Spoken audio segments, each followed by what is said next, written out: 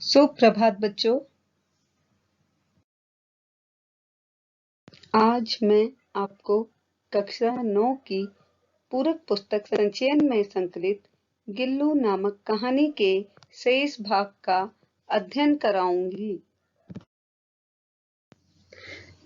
पिछले भाग में हमने पढ़ा था कि लेखिका को सोनजूही के पास कौवों की चोंच से घायल मरणासन्न अवस्था में एक गिलहरी का बच्चा मिला था। लेखिका ने बड़ी लगन से उसका उपचार कर उस नन्हे जीव के प्राण बचाए। लेखिका ने उसका नामकरण गिल्लू किया। गिल्लू बहुत ही कम समय में लेखिका का प्रिय बन गया। आइए अब आगे के शेष भाग का अध्ययन करें। फिर गिल्लू के जीवन का प्रथम वसंत आया। धीरे धीरे गिल्लू बड़ा होने लगा और उसके जीवन में पहली वसंत ऋतु आई। नीम चमेली की गंध मेरे कमरे में हौले हौले आने लगी। इस ऋतु में पेड़ों पर नए पुष्प खिलते हैं, तो इस कारण नीम चमेली की खुशबू मेरे कमरे में धीरे धीरे आने लगी। बाहर की गिलहरियां खिड़की की जाली के पास चिक चिक करके ना जाने क्या कहने लगी। बाहर की गिलहरियां खिड़की की जाली के पास आकर चिक चिक करके मानो गिल्लू से कुछ कह रही हैं। यह भाषा लेखिका की समझ में नहीं आई। गिल्लू को जाली के पास बैठकर अपने पन से बाहर झांकते हुए देखकर मुझे लगा कि इसे मुक्त करना आवश्यक है। गिल्लू को जब जाली के पास बैठा देखकर तथा अपनेपन से बाहर झांकते हुए देखकर लेखिका को लगा कि इसे स्वतंत्र करना आवश्यक है। मैंने कीले निकालकर जाली का एक कोना खोल दिया और इस मार्ग से गिल्लू ने बाहर जाने पर सचमुच ही मुक्ति की सांस ली। जब लेखिका ने जाली का एक कोना खोल दिया तो गिल्लू इस मार्ग से घर के बाहर जाने लगा, जिसे देखकर ऐसा लगा कि मानो वह स्वतंत्रता की सांस ले रहा है। इतने छोटे जीव को घर में पले कुत्ते बिल्लियों से बचाना भी एक समस्या ही थी। लेखिका के पास घर में अनेक पशु पक्षी थे, जिनमें से उनके लिए कुत्ते और बिल्लियों से गिल्लू को बचाना एक समस्या थी। आवश्यक कागज पत्रों के कारण मेरे बाहर जाने पर कमरा बंद ही रहता था। जब लेखिका घर के बाहर काम से जाती तो उनका कमरा बंद ही रहता था। मेरे कॉलेज से लौटने पर जैसे ही कमरा खोला गया और मैंने भीतर पैर रखा, जब कॉलेज से वापस आने पर लेखिका अपना कमरा खोलकर जैसे ही कमरे में प्रवेश करती, वैसे ही गिल्लू अपनी जाली के द्वार से भीतर आकर मेरे पैर से सिर और सिर से पैर तक दौड़ लगाने लगा। तब से यह नित्य का क्रम बन गया। वैसे ही गिल्लू बाहर से भीतर आकर मेरे सिर से पैर तक दौड़ लगाने लगता और एक बार जो गिल्लू ने यह क्रम आरंभ किया तो वह रोजाना ही इस क्रम को करने लगा। मेरे कमरे से बाहर जाने पर गिल्लू भी खिड़की की खुली जाली की रास्ता बाहर चला जाता। मेरे कमरे से बाहर जाने पर गिल्लू भी बाहर चला जाता था। इससे पता चलता है कि उसे अकेले रहना पसंद नहीं था और दिन भर गिलहरियों के झुंड का नेता बना हर डाल पर उछलता कूदता रहता और ठीक 4 बजे वह खिड़की से भीतर आकर अपने झूले में झूलने लगता। वह दिन भर गिलहरियों के झुंड का नेता बनकर खेल करता, लेकिन लेखिका के आने से पहले ठीक 4 बजे वह वापस आकर अपने झूले में झूलने लगता। मुझे चौंकाने की इच्छा उसमें ना जाने कब और कैसे उत्पन्न हो गई थी। वह इतना शरारती हो गया था कि वह सदैव मुझे चौंकाने के लिए आतुर रहता था।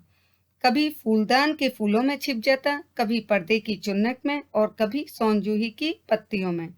मुझे चौंकाने के लिए वह कभी फूलदान के फूलों में छिप जाता, कभी पर्दे की चुन्नट में और कभी सोनजूही की पत्तियों में छिप जाता। मेरे पास बहुत से पशु पक्षी हैं और उनका मुझसे लगाव भी कम नहीं है। लेखिका पशु पक्षी प्रेमी हैं, अतः उनके पास बहुत से पशु पक्षी हैं जो उनसे बहुत लगाव रखते हैं या बहुत प्रेम करते हैं, परंतु उनमें से किसी को मेरे साथ मेरी थाली में खाने की हिम्मत नहीं हुई, ऐसा मुझे स्मरण नहीं आता। लेकिन उन सभी में इतनी हिम्मत नहीं हुई कि वे मेरे साथ मेरी थाली में खाने के लिए आ सकें। गिल्लू इनमें अपवाद था। अपवाद सामान्य नियम को बाधित करने वाला। मैं जैसे ही खाने के कमरे में पहुंचती, वह खिड़की से निकलकर आंगन की दीवार, बरामदा पार करके मेज पर पहुंच जाता।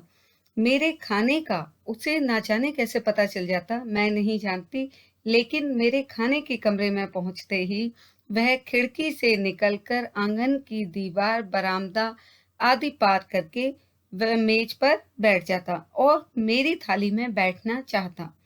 बड़ी कठिनाई से मैंने उसे थाली के पास बैठना सिखाया। बड़ी मुश्किल से उसे थाली के पास बैठना सिखाया, जहां बैठकर वह मेरी थाली में से एक एक चावल उठाकर बड़ी सफाई से खाता रहता। वह धीरे धीरे मेरी थाली से चावल उठाकर सहजता से खाने लगा। काजू उसका प्रिय खाद्य था और कई दिन काजू न मिलने पर वह अन्य खाने की चीजें या तो लेना बंद कर देता था या झूले से नीचे फेंक देता था। काजू उसका प्रिय भोजन था। यदि उसे कई दिनों तक काजू नहीं दिए जाते थे तो वह अन्य चीजों को लेना बंद कर देता था, और यदि उसे ले भी लेता था तो उसे झूले से नीचे फेंक देता था। उसी बीच मुझे मोटर दुर्घटना में आहत होकर कुछ दिन अस्पताल में रहना पड़ा। उसी बीच वाहन दुर्घटना में आहत होने के कारण लेखिका को कुछ दिन अस्पताल में रहना पड़ा। उन दिनों जब मेरे कमरे का दरवाजा खोला जाता, गिल्लू अपने झूले से उतरकर दौड़ता और फिर किसी दूसरे को देखकर उसी तेजी से अपने घोंसले रहने की जगह में जा बैठता। लेखिका के अस्पताल में होने पर जब कमरे का दरवाजा खोला जाता तो गिल्लू अपने झूले से उतरकर दौड़ता और किसी दूसरे को देखकर पुनः झूले में चला जाता। सब उसे काजू दे जाते, परंतु अस्पताल से लौटकर जब मैंने उसके झूले की सफाई की तो उसमें काजू भरे मिले। जो भी उस कमरे में आता वो गिल्लू को खाने के लिए काजू देकर जाता, परंतु जब लेखिका अस्पताल से लौटकर घर आई और उसने घर और झूले की सफाई की तो उसमें उसे काजू भरे मिले, जिनसे ज्ञात होता है कि वह उन दिनों अपना प्रिय खाद्य कितना कम खाता रहा होगा, जिससे लेखिका को पता चला कि उनके ना रहने पर उसने अपना प्रिय भोजन भी नहीं खाया। मेरी अस्वस्थता में वह तकिए पर सिरहाने बैठकर अपने नन्हे नन्हे पंजों से मेरे सिर और बालों को इतने हौले हौले सहलाता रहता कि उसका हटना एक परिचारिका सेविका के समान लगने लगता। जब मैं अस्वस्थ होती तो वह मेरे तकिए के सिरहाने बैठकर अपने नन्हे नन्हे पंजों से मेरे सिर और बालों को धीरे धीरे सहलाता रहता। मुझे भी उसकी ऐसी आदत पड़ गई थी कि उसका एक पल के लिए भी हटना ऐसा ही लगता कि मानो मेरी सेविका मेरे से अलग हो गई हो। गर्मियों में जब मैं दोपहर में काम करती रहती तो गिल्लू न बाहर जाता न अपने झूले में बैठता। उसने मेरे निकट रहने के लिए गर्मी से बचने का एक सर्वथा नया उपाय खोज निकाला था। आपने देखा है कि गिल्लू नई नई हरकतें करता था। वह सदैव लेखिका के पास रहना चाहता था, इसके लिए उसने बिल्कुल नया उपाय खोज लिया था। वह मेरे पास रखी सुराही पर लेट जाता और इस प्रकार वह समीप भी रहता और ठंडक में भी रहता। सुराही एक प्रकार का छोटा घड़ा। इसके गर्मी से बचने के लिए वह सुराही पर लेट जाता और लेखिका के समीप भी रहता और ठंडक में भी रहता। गिलहरियों के जीवन की अवधि 2 वर्ष से अधिक नहीं होती, अतः गिल्लू की जीवन यात्रा का अंत आ ही गया। गिलहरियों का जीवन काल 2 वर्ष से अधिक नहीं होता है, अतः गिल्लू के जीवन यात्रा का अंत समय आ ही गया। दिन भर उसने न कुछ खाया न बाहर गया। रात में अंत की यातना में वह अपने झूले से उतरकर मेरे बिस्तर पर आया। रात में अंत की पीड़ा में भी वह अपने झूले से उतरकर मेरे बिस्तर पर आया और ठंडे पंजों से मेरी वही उंगली पकड़कर हाथ से चिपक गया जिसे उसने अपने बचपन की मरणासन मृत्यु के समीप पहुंचा हुआ स्थिति में पकड़ा था। अतः जब वह मेरे बिस्तर पर आया तो उसके पंजे ठंडे थे और उसने मेरी वही उंगली पकड़ी थी जो उसने बचपन में जब वह मृत्यु के समीप था उस स्थिति में पकड़ी थी। पंजे इतने ठंडे हो रहे थे कि मैंने जाकर हीटर जलाया और उसे उष्णता गर्मी देने का प्रयत्न किया।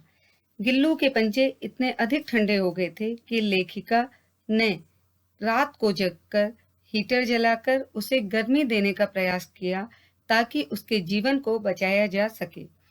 परंतु प्रभात की प्रथम किरण के स्पर्श के साथ ही वह किसी और जीवन में जागने के लिए सो गया।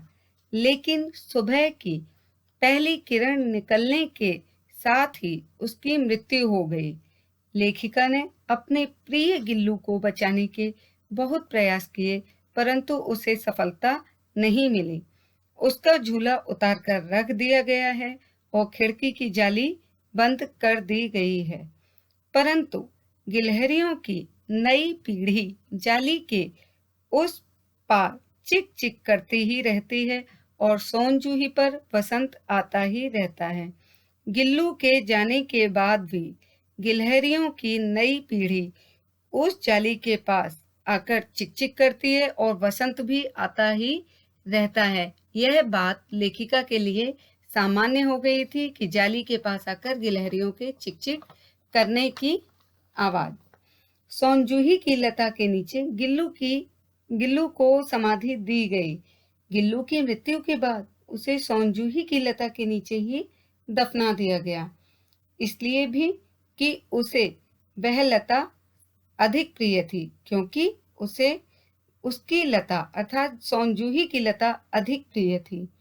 इसलिए भी कि उस लघुगात का किसी बासंती दिन जूही के पीताभ पीले रंग छोटे फूल में खिल जाने का विश्वास मुझे संतोष देता है।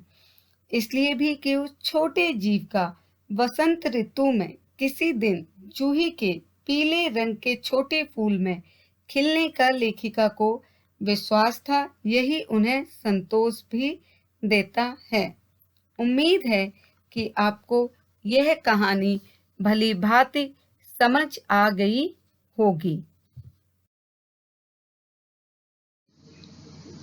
धन्यवाद।